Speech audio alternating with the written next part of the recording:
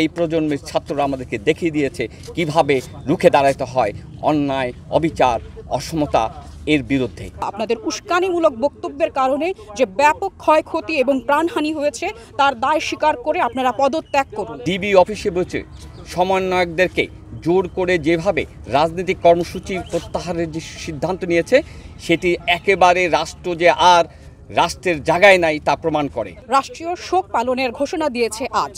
আমরা তাদের এই ধরনের প্রহসনমূলক বক্তব্যের, প্রহসনমূলক আচরণের প্রতিবাদে শোক নয়, আমরা আজ লাল কাপড় বেঁধে প্রতিবাদ করতে নেমেছি। আমরা জানাতে চাইছি আপনাদের নাটক এখন আর জনগণ মেনে নেবে না। সাধারণ শিক্ষার্থীদের হয়রানি করা বন্ধ করুন। সাধারণ যারা শহীদ হয়েছেন তাদের পরিবারকে ক্ষতিপূরণ দিন। আপনারা ক্ষমা চান এবং দায় স্বীকার করুন।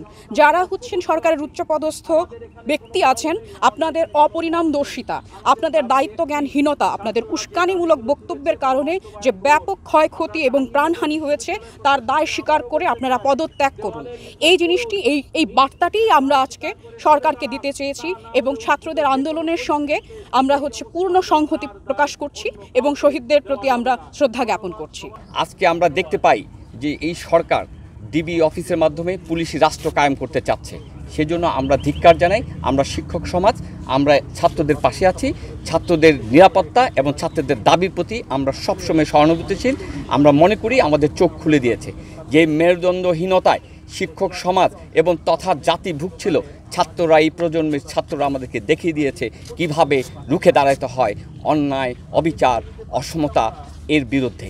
সঙ্গত কারণে আমরা শিক্ষক সমাজ আগামীতে যে কোনো কর্মসূচি ছাত্রদের পাশাপাশি শিক্ষকদেরও কর্মসূচির মধ্য দিয়ে আমরা ততক্ষণ পর্যন্ত মাঠে থাকব যতক্ষণ পর্যন্ত রাষ্ট্র একটি সেন্সিবল জায়গায়, একটি সঠিক জায়গায় আসবে না। আমরা মনে করি রাষ্ট্র পরিচালনায় গণতান্ত্রিকভাবে দল পরিচালনা করবে, এটি সত্য, কিন্তু যেই দলের সরকারি থাকুক না কেন তাকে রাষ্ট্র বিনির্মাণে ইনস্টিটিউটগুলোকে শক্তিশালী করতে হবে।